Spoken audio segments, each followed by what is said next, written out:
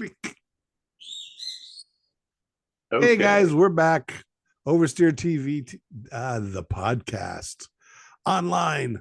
I'm Tony Castanera, and there's my partner in crime, Jeff Brown. I'm not Wave. admitting to any crimes. People have been asking me if you're just an AI generated, I am. because there's no way I can possibly have any friends. But there you go. Especially friends as good looking as me. That's true. That's true. I'm not gay, but if I was, you'd be at least top 20. Yeah. I looked in the mirror and fell in love. There you go. Well, have you dried out? Because I figured you went over to see the celebration before Lauderdale for the Panthers winning the Stanley Cup. I did not go. I saw the weather forecast and I was like, no. I did watch it. It was good. Yeah, well, it's hockey. Let's get to racing. NASCAR. Woods Brothers. You remember those guys? Those guys have been probably the most famous name in racing, in NASCAR at least. Josh Berry. They signed Josh Berry. Never heard of the guy. Well, no, I've heard the name, but you know anything about him? I do know something about him. He's the guy that replaced Kevin Harvick in the number 4 car for Stewart-Haas Racing, who just realized he was not going to have a job at the end of the year. He just replaced Kevin Harvick, and then the team closes down. He's a very good race car driver. In fact, he had a really good race this past weekend, but he didn't have the fuel cell that Joey Logano had. Evidently, Joey Logano is able to hold an extra 9 or 10 gallons of gas in his tank. Because I was calling, I'm like, I want him to go through inspection. They need to check out this tank. You know, the fuel window was about 75 laps. Right. He went 110 laps to win that race. 100. They were supposed to be able to go 75, maybe 85 if you could really push it. You know, 110 laps. Come on. Oh, so he's pulling a Scott Dixon there. He always wins those fuel mileage races. Yeah. But Josh Berry was having a good run, but he was, part of the deal with it. They had so many overtime, green, white checker finishes that everybody was just running out of gas. They would throw the green flag and somebody would run out of gas and wreck the field. And then they would have to start over again.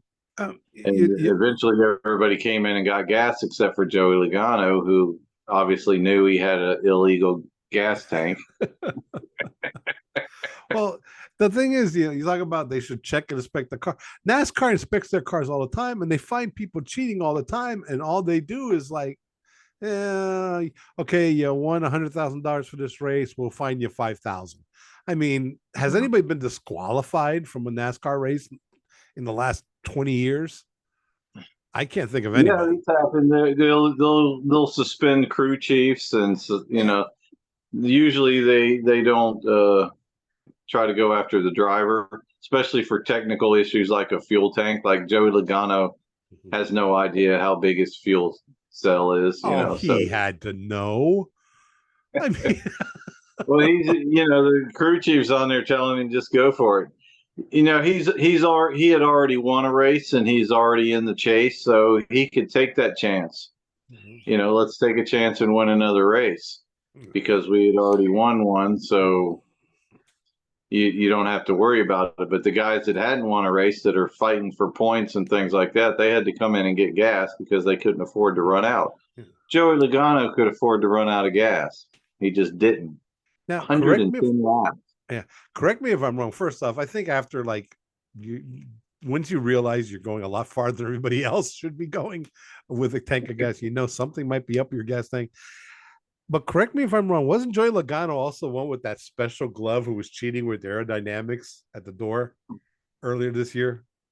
I'm not going to say anybody's cheating, but he does drive Roger Penske, and Roger Penske is this season has been In IndyCar, there's been some suspensions going on and things Right. with it. So they've been pushing the envelope, we'll say that. But Logano was the glove guy also, who got caught doing that. And, he didn't know he was cheating. Whenever the crew chief just say, hey, stick your hand out the window and block the air, he didn't know that was cheating. You're not privy to the rules. I just get behind the wheel and drive. I just do what they tell me to do.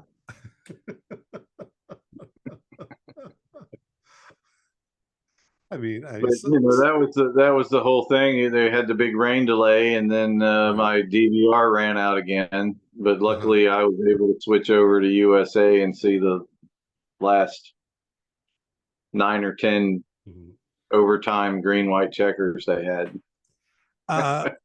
About that, also going with IndyCar, man, they screwed over IndyCar big time with that race, because the NASCAR race kept on going, and they were supposed to show the IndyCar race, and so my DVR, I was able to, I went online and I saw on social media, hey, you have to go to CNBC, and that's like after 10 minutes of searching. How was I supposed to know that? And so the IndyCar never was on. It was going to be on USA, which was bad enough to begin with, but NASCAR ran early, and then the NASCAR people were not telling people, hey, go, they should have had on the bottom of scroll saying go to see him, but they didn't do that. So when the ratings came in, holy crap. They topped out at 183,000 people watching the IndyCar race. 183,000 people. That's hardly anybody. If you're a sponsor of one of those teams or the series, how do you go, if you're the marketing guy, how do you go back to the boardroom and explain that money you're spending on IndyCar when 180,000 people? That's when you get up in the morning on a Sunday morning, you put on TV and there's infomercials on in the morning. That's the kind of numbers you're getting. Okay. More people watch the Flowbee infomercial, right? Probably. I mean, to put an example, the Formula One race, which is early in the morning on a Sunday morning, I think it started at 9 o'clock in the morning, which is not exactly prime time. They got 1.1 million people watching that on ESPN. 183,000. I mean, that's good attendance for a weekend. I mean, that's terrible. Well, nobody, to their defense, nobody knew where it was because NASCAR took their channel from them and then didn't help them out by telling them where to go. And they were, people were complaining, some people were like, oh, they're going to Fox next year. It's terrible. They like the NBC coverage. Well, there's NBC's coverage for you. Your second tier. Now, of course, Fox also has NASCAR, and they also have the NFL and all that stuff. So it remains to be seen, even though they guarantee all the IndyCar races will be on network on Fox. So that remains to be seen. But 183,000, that's just... Yeah. IndyCar is going to continue to be the redheaded stepchild of motor racing. I mean, there was a time, I'm old, you're old. There was a time where IndyCar, when it was called Champ Car and Kart back in the day, where they were the most watched racing in the United States. Then came the split, going against all that other stuff and everything. So then they fell behind NASCAR. Guys like Mario Andretti and Johnny Rutherford and AJ Foyt. You had all these names that were, big name. Even guys. Later, that was like the prime when you have like Joe DeFerrin and Sebastian Bourdais and what's his name? Jacques Villeneuve. Yeah. Tony Kanaan was at his prime. Elio was at his prime. There were some good things there. Then they dropped behind NASCAR. Then they dropped behind the Xfinity Series. Used to be called the Busch Series back then. So they're the third biggest series in the United States. Now they've fallen behind NHRA and Formula One. Formula One has passed them by a couple of years ago. So they're like literally the fifth most popular racing series in the country. It's a shame. They get all the great ratings for the Indy 500, but then that's it. Nobody cares about IndyCar after that. There's been hours and hours online on TV, days, people trying to figure out what can do to save it. I've had my ideas. You have your ideas. I don't know. It's it's a result of the economy, and people only watch so many races per weekend. After you watch Formula One and NASCAR, you're like, yeah. Well, my thing is here. People have argued against this with me, but I say this is it. You look at every top series in the world, wherever it is, Formula One, World Rally, NHRA, even NASCAR. The cars, each car is like different. It's not a spec series. Yes, I know NASCAR is pretty much spec, but they still like, no, that's a Chevy, that's a Ford, that's a Toyota. When you look at it, that looks like a Chevy, that looks like a Ford, that looks like a Toyota. Formula One, the same thing. You have Ferrari, you have McLaren, you have Red Bull, you have Mercedes, Alpine, NHRA. They all run Chrysler Hemi motors and Top Fuel and things, but one's a Toyota, one's a Ford, one's a Chevy. The funny cars look different. The Top Fuel looks different. All the other classes look different. IndyCar, every car looks identical. They are spec. It is. They all drive the exact same car. For every fan of a driver, you have a fan of a manufacturer. You go to a NASCAR race, you have fans of the drivers, but you also have, no, I'm a Ford guy, or I'm a Chevy guy. I'm only root for the Chevy drivers. I only root for the Ford drivers. You have that same. I mean, look at Formula One with Ferrari and Mercedes and those things. Who do you root for in IndyCar? There's no car to root for. You have they're just all Chevys, right? Yeah, well, they're Chevys and Hondas, but Honda, yeah, but literally even the engines are pretty much the same. I mean, and V6 turbos, V6. You know who drives a V6? Minivans. Yeah, soccer mom. Yeah, soccer mom in the minivan that drives a V6. Yeah, that's one of the problems. Formula One say they're going to change that because they switched the V6 to Hyper for the hybrid engines of it. But even they say no, this car sounds like crap. In 2026, when they do a new formula, they want to have maybe V8s or something louder and everything. IndyCar needs, to me, that's one of the, it's not the only thing. I'm not saying that if they ran different cars, it would solve all the problems, but I think that's a big thing in IndyCar. And of course, I'm right. So I solved all the IndyCar's problems. Roger, you contact me, send me an email. I'll give you the address. And I'll tell you where to. You can Venmo me my money. Hey, if you can save IndyCar, then you deserve whatever amount of money you can get from them, and they would be happy to pay it, I'm sure. They can't afford me. Speaking of money, McLaren in IndyCar has been having a good old time with just doing a whole, I don't know, merry-go-round going out there. Earlier this last month, they have one driver named David Malukas, really young up and coming driver, really good, but he hurt himself at the beginning of the season, broke his wrist cycling while training and everything, so he couldn't start. And then I guess McLaren couldn't wait, so they ended up firing him, and they bring in some guy named Nolan Siegel, some young guy. He was the guy who got bumped in the Indy 500, and I don't know. I saw him race him in Ohio. It didn't surprise me at all.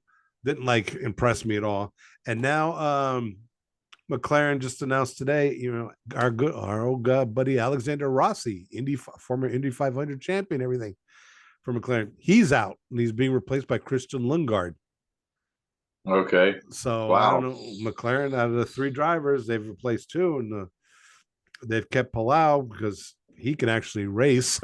He's pretty good. He's actually won races for him. But McLaren seems to be cleaning house. And the other word is that Arrows, their main sponsor in IndyCar, they're cutting back their commitment. And so maybe that's why they're bringing in drivers who are bringing in money with sponsors or something. But to be a driver now, you have to bring a sponsor, or they're not going to hire you. Yeah, that's always been a lot of drivers has always been the case. That's that was the big news in Formula One, aside from the crash we'll get into, that Lance Stroll got re-signed by Aston Martin, the team his father owns. Uh, people saying, "Oh, he's terrible. He's a ride buyer. They shouldn't have ride buyers." Um, I like to point out that Nicky Lauda was a ride buyer in the beginning. Ayrton Senna was a ride buyer. He brought that Banco do Brasil, the Brazilian banking system. They got him into Europe and got him racing with all that money. Um, Emerson Fittipaldi had huge backing from Marlboro, and then left Marlboro and started his own team. He got by Copersucar, a Brazilian. Um, you don't get up to that top level without some sponsors bringing some money with you. I mean, you get some guys make it to the top, but some of the greatest, Alain Prost, all those French drivers back in the day, they were all sponsored by the French National Oil Company, Elf. You remember you used to see the old ELF Elf on the old Formula One cars. Mm-hmm. That was them. They were being sponsored by the French oil company. I thought they were being sponsored by Santa Claus.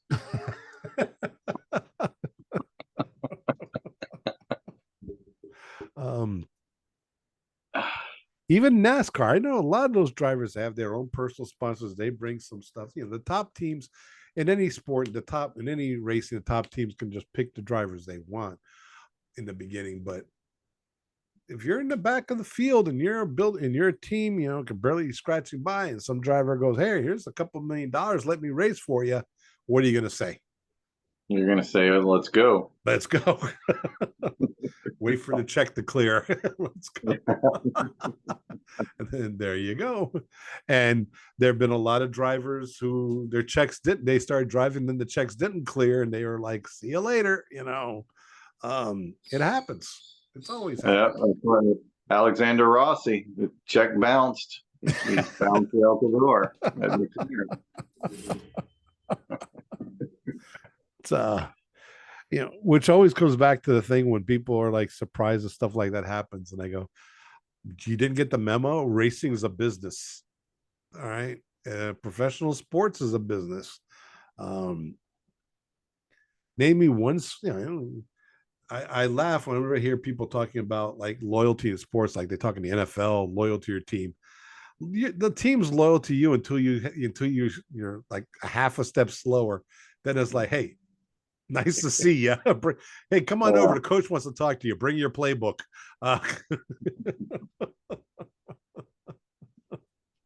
Look what happened yesterday with the Marlins. Tim Anderson. 2 years ago, the man was an all-star. People were talking about he's going to be a sure Hall of Famer. Yesterday, the Marlins, they signed him earlier this year. They ended up releasing him. The guy's just terrible. He just fell off the deep end, and it's gone. And you got to be really bad to be considered not good enough to play for the Marlins. Yeah, because they're the worst in baseball. Yeah, the Marlins signed him as a free agent because he had a terrible season with the White Sox, and they figured, well, he was just having problems in Chicago. Well, guess what? Chicago sucked too. Okay.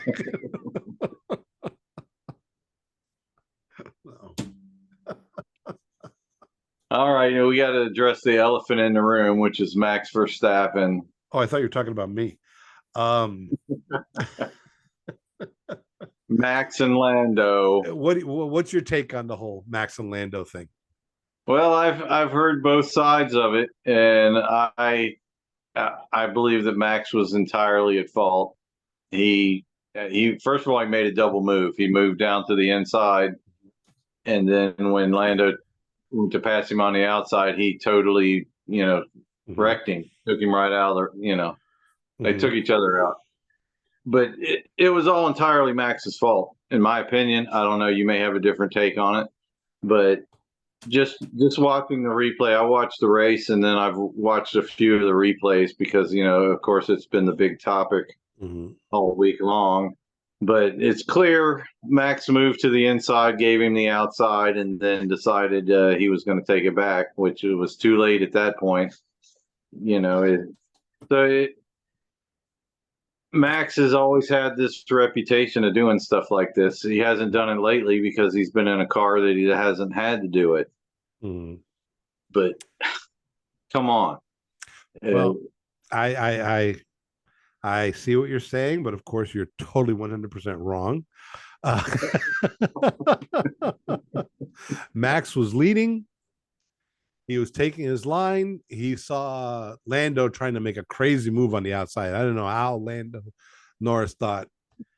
I think Lando had been trying for the last 5-10 laps, couldn't get by him. He got frustrated. He was trying to make a bonsai move on the outside. Max saw him, moved over because he was in the lead. He had the line, and then Lando crashed into him. And it's racing. I'm not supposed. I'm not one of these guys that say, "Oh, the driver just open the door and go, hey, go ahead and pass me." Well, Formula One has the no double move rule. So when Max moved to the inside, that was his line. He was supposed to stay with that line, not move to the outside. Well, Max was driving along, and he saw Lando go to the outside. He made the move, and he left. Lando Norris had plenty of room. Lando could have given away too. He had plenty of room to run off the track. He could have gotten out of the way, and this is why Max Verstappen is 3 times world champion, and Lando Norris isn't, and probably never will be. Okay, because all the great champions in any racing series, all the great ones were son of a bitches. Were mean, and they didn't care, and you had to beat them on the track any way possible. Senna was a jerk. Hunt was a jerk. They're all jerks. Some of them just had better. Andretti was a jerk on the track. He just had better PR. When he got out of the car, he was all smiley and everybody liked him. But he would mess you up too on the track, no problem. Look at in NASCAR. Who's one of the most loved of all time? Dale Earnhardt. The man was an asshole. Oh, they hated him. Okay. You think he would have moved over for Lando Norris on that track? Well, the thing was he had already moved over. See, that I just go back to the rule book where it says you can't make the double move. And that was the whole gist of it right there. Was he moved to the inside to block the inside, and once you do that, you have to hold that line. You can't make the double move and go back. It's in the rule book. I know it's a double move, but he was just going, and then when he saw Lando going to the outside, he moved to the outside. He made the second move, which was an illegal move. No, that's his first move. The reason why they have that rule in the rule book is for that very reason, because when somebody's got their DRS wing open and they're making that committed move to that outside, the driver can't make the double move and come up and block them, because that's what happens. Man. Once you're committed to make that move and the guy goes to the inside to give you the outside, once he gives you the outside, which Max gave him the outside line, you can't go back and try to take it back, especially entrance to the corner. When he did, it was just too late. Well, maybe I saw the video. He went over, You said he can't. Well, he did to block the inside. He did, and Verstappen still ended up finishing in 5th place, while Lando quit on his team and climbed out of the car. Yeah, well, that was a little childish there. Yeah. He should have gotten back in. He should have stayed in that car, thrown some new tires, and even for a couple of points. And then went out there and ran right into Verstappen again. Just took him right in. That's how you do it. That's how you do it. The Dale Earnhardt, man, rubbing his race, and that's the way it's supposed to go, right? You just sit there on the track until Verstappen comes by, and then wham! Say, "Oh, sorry." You get out of the car. You see the way he ran into me? I was minding my own business, swerving all over the track. Well, the one guy who was like, luckiest man on the planet that day, it was George Russell, because like all of a sudden he was in 3rd place, way back, no hope. He goes, yeah, at least I got a podium. Next thing you know, I won a Formula One race. Well, that's why you don't give up, because you never know. Yeah, you never know. That's why they run the race. If you just went by who was the best, Max, you just say, okay, Max wins every race this season. No need to run the season. And I was happy because Sainz got third place, and that also once again tells me that Ferrari's making a mistake keeping Leclerc and getting rid of Sainz, because Leclerc had some problem in the first lap, and what did he do? He just drove around really slow the rest. Instead of trying to fight to get up to the top 10 to get some points. I just don't like Leclerc. He's fat when nobody's around him. He's fast. He's probably one of the fastest drivers out there, but I don't think he's got the heart, cojones, the killer instinct. Yeah, he doesn't have the killer instinct. Something like like Verstappen does. That's for sure. So we'll see. We'll see. This weekend's a Silverstone. That's a nice fast track, so it should be fun. See how that one goes. So I guess that's going to be it for this week. Now, if you people don't agree with me, go ahead and write us. You can write down the comments down below after you click like and subscribe to us. God damn it, do it. We need it. I got kids to feed, man. I got a special needs parrot that only eats certain food. Please, I'm begging you. We have to pre-chew the food for them. Please look like at me. Look at my eyes. I'm 100% sincere. I really need you to click like and subscribe for us. We really do. If you want to send me a message saying that I'm a total douchebag, go ahead. That I'm a moron, go ahead. I don't care. Just do it. Do it. Anyway, I Jeff, what's your opinion? Without, I call you that every day. There you go. You don't always hear it, If you want to say stuff about Jeff, Jeff's married, but hey, you never know. Oh, I've heard it all before. For some reason, I rub people the wrong way. If you want to, I don't know what it is. There's no wrong way to rub somebody. Anyway, I would one word of advice: if you're ever alone with Jeff, don't get into an elevator with him. That's an inside joke. They don't need to hear that. And if you're in an elevator with him, and he goes, "Do you smell popcorn?" Don't try to smell it.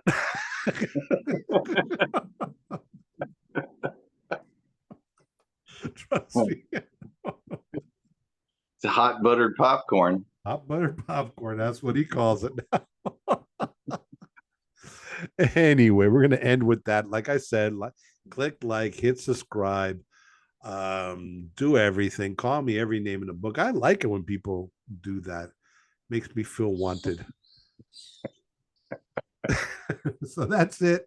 Say bye, Jeff. Goodbye. Bye, Jeff. Another episode. That's episode 12 of Oversteer TV Online, the podcast.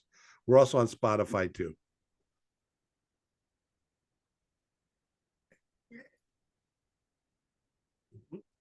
And I think we're still recording. Stupid. Have we had an update on John Force? Have we heard anything else? No, I haven't heard anything. Okay. I heard he's getting better though. So that's good. Should be good. He's conscious.